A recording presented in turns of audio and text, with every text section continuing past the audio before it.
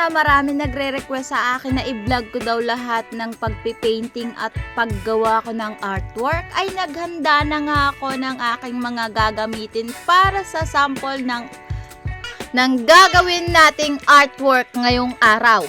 So tara, samahan nyo akong gumawa na naman ng panibagong likha ng aking katang isip. Yo!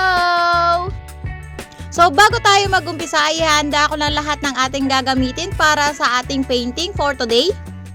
Dahil nga hindi pa nadi-deliver ang ating canvas, ay nag-ready lang ako ng isang scrapbook na nabibili lang din yan sa Shopee. At meron din yan sa ibang store ng mga pickup, ganon, sa iba't ibang school supplies na mabibili nyo. So, sa mga bago pa lang nagsisimula ng mga beginner na katulad ko, pwede nyong gawin yan, guys. So, nakikita nyo, dahil nga niready ko na ang lahat ng mga acrylic painting natin, nandyan na rin ang rag at nandyan na rin ang scrapbook na pagpipaintingan natin, mag-umpisa na tayong gumuhit ng magiging likha natin for today's video.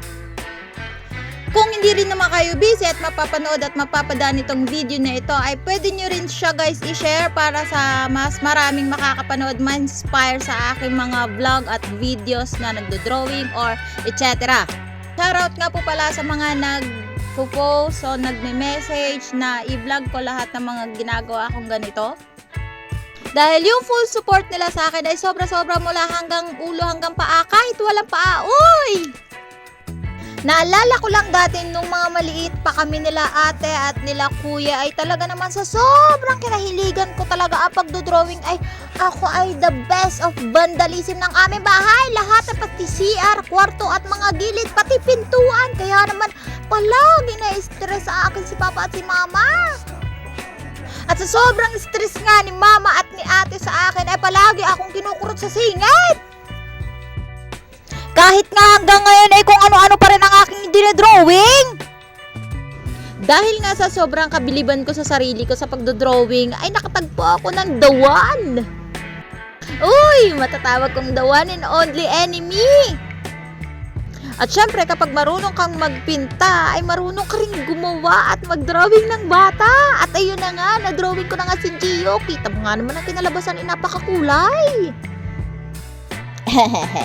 Sorry guys kung ganyan yung itsura ko ngayon, kasi kaming mga artist or mga mahihilig mag-painting ay hindi kami pwedeng magsuot ng magara at magandang damit kapag gumagawa kami ng artwork.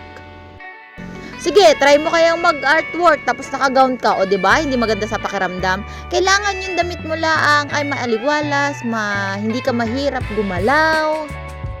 Yung ganyan sa suot ko, yung parang mukhang basahan. Uy! Siyempre, wala ka naman sa talent show, di ba? Wala ka din sa event para magpaganda ka ng susuotin mo habang nagdo-drawing. Kapag nandito lang kasi ako, guys, sa bahay, ay talagang ganyan lang yung mga suot ko. Butas-butas, simple lang, malamig. Meron kasi talaga tayong mga sinusuot sa bahay na paulit-ulit lamang kahit na gurot-gurot na yan, ay susuotin pa rin natin halos araw-araw. So, ganyan lang ako dito, guys, sa bahay. Kapag naboboring ako, gumagawa lang ako ng canvas painting, gumagawa lang ako ng kung ano-ano, nagpipainting, nagbablog. So, isi-share ko lang talaga yung talent ko sa inyo na kiniingitan talaga ng iba. Yun! Ang payo ko lang doon sa mga inggitarang chismosa, abay, kung gusto nyo naman makagawa naman ng ganitong talento, ay magpuputol na rin kayo ng paa at kamay. Baka sakaling magkaroon din kayo ng talento ganito. Uy!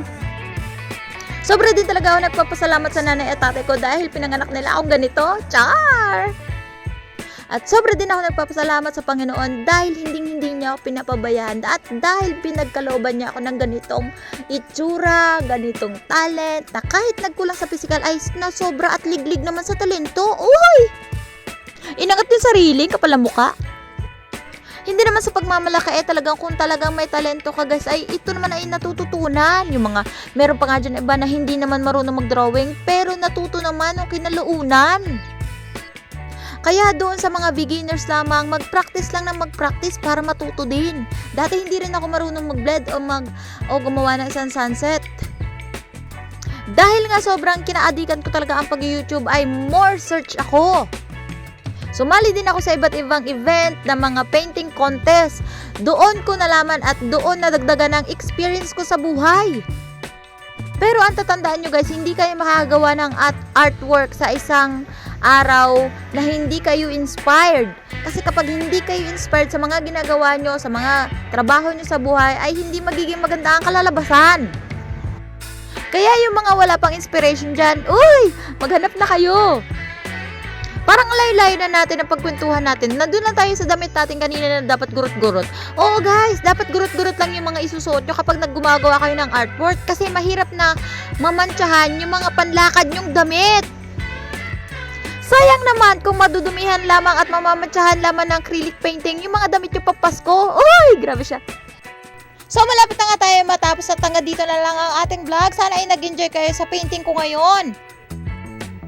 Inspired, like, share, and comments. Don't forget to subscribe. Maraming salamat nga po pala sa araw na ito. Bye-bye!